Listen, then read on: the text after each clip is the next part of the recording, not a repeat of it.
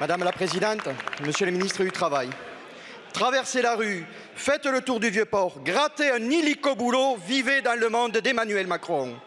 Dans la vraie vie, notre pays compte plus de 5 millions de chômeurs pour 364 000 emplois vacants. Vous stigmatisez les chômeurs alors que nous devrions tendre la main à ceux qui sont dans la difficulté. On dirait que vous voudriez que les pauvres aient honte d'être pauvres. En quoi suspendre ou diminuer une allocation de 607 € aiderait à trouver un emploi? Votre vision est dogmatique et démagogique. Qui ici a déjà vécu avec 607 € par mois? Vous avez présenté un projet de loi de refonte du service public de l'emploi afin de conditionner le versement du RSA à 15 à 20 heures d'activité. Qu'en est-il de l'expérimentation improvisée dans 18 départements?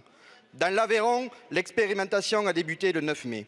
J'ai rencontré de nombreux travailleurs sociaux très inquiets. De nombreux allocataires au RSA ont besoin d'un accompagnement global et individualisé et non de menaces et de sanctions.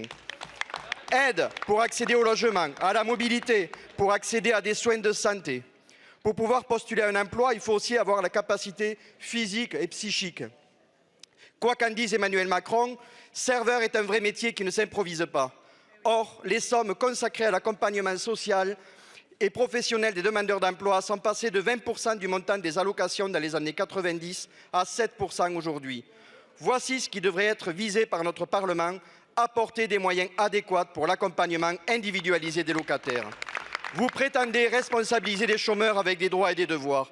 L'État a-t-il rempli ses devoirs quand il laisse délocaliser ses usines et ses emplois?